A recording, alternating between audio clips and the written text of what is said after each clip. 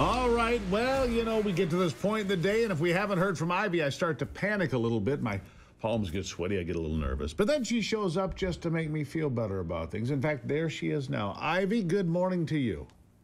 Good morning, Steve. How are you?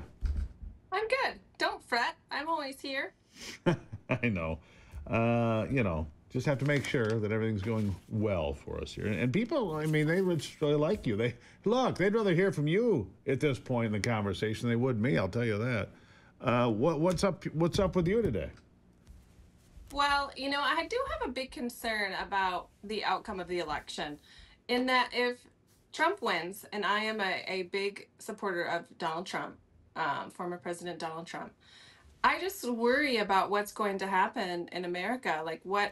If you recall, after the last election, Black Lives Matter riots ensued, and they burned cities for 5 months. Can you imagine if Trump really takes us away, which I think he's going to? What do we have to bear after this? After this upcoming 3 weeks? I'm just a little Well, I nervous have about said that. for a What do you while, and think? you've heard me say this. I think the most dangerous 75 days, give or take, will be the time between November the 5th or whenever they call the election. I mean, they're already telling us, well, Pennsylvania will take days to count and figure out. That never used to be the way, Yeah, did it? Yeah. they told us that months ago. They had already started telling us that Pennsylvania was going to be Pennsylvania's going to take maybe even days. 10 We'll see. days or something Yeah, ridiculous. anyhow, which is nonsense and garbage. But I have said for a long time the 75 days between the time that Donald Trump was reelected and Inauguration Day, January 20th, 2025, could be the most dangerous period in American history, because these folks that have taken over college campuses, or Black Lives Matter that burned Minneapolis, and these other examples you gave, they're going to go absolutely berserk. This is a fringe element. It is not mainstream Democrats. It is not mainstream America. It is a fringe element that's going to go bananas in the name of left-wing politics and policies. They're going to go crazy in America. I think you're exactly right. Very dangerous time coming up. Well, you always know what the clue is when they're talking about, Republicans being fascists. They are projecting exactly what they are. And they talk about, Trump is going to use his office to jail his political opponents. I mean, Have we Trump's been going to do living what under they're a rock? doing. Trump's going to do what Isn't they're that doing. what you've been doing? So Exactly. if he wins, my concern is that they're going to do exactly they true selves are going to come out fascists. They're going Absolutely. to continue Well, to burn cities. They're going to be very confrontational. They're going to be violent. be You know violent. what? Yeah. What I think they're doing here, I think they're laying the groundwork. Well, Trump's a fascist. He's going to be a dictator. They're saying that we, burning cities and destroying things and tearing down statues and taking over college campuses and attacking people, it's justified because Donald Trump's a terrible person. That's what they're trying to tell people. They're trying to normalize their violence. Those exact words came out of Kamala Harris's mouth. She said that these protesters had the right to protest and stand up for what they believe in, and help to bail them out as well, promoting, giving money to As she did. allow these people to get out. So it's unbelievable to me that people don't realize these facts. And I just don't.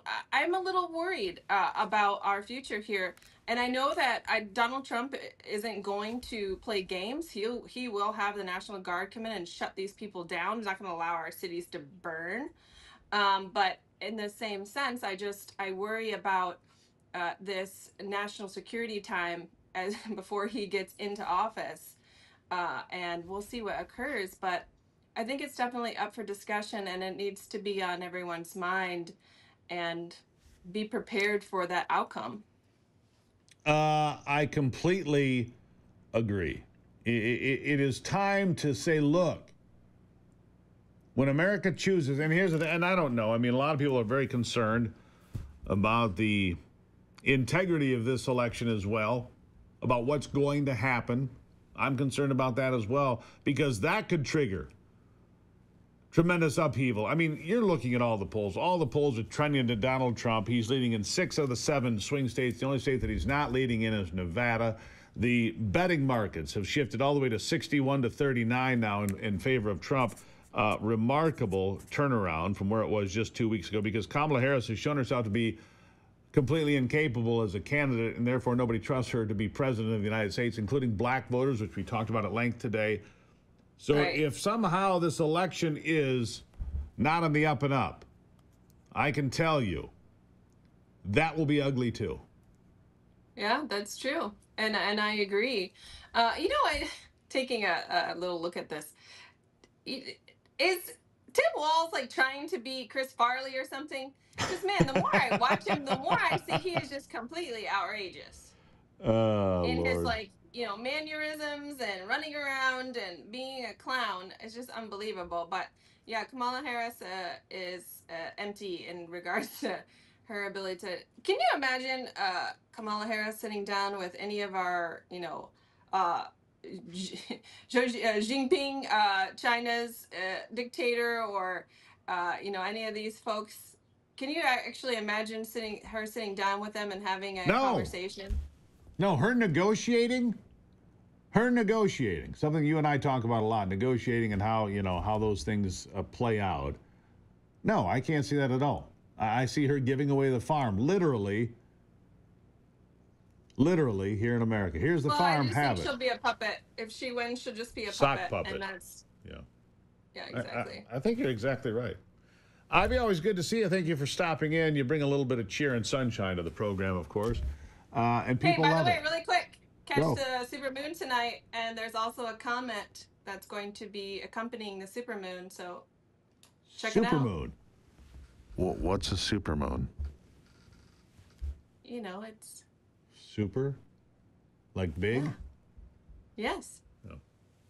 Well, you're a supermoon here, Ivy. Big and bright. Anyhow, that's as cheesy as I can get here today. It's the best I got. Thanks, Ivy. Supermoon tonight. I don't know what that means. I want to know what that means. I need more. I'll be back with some final thoughts after this.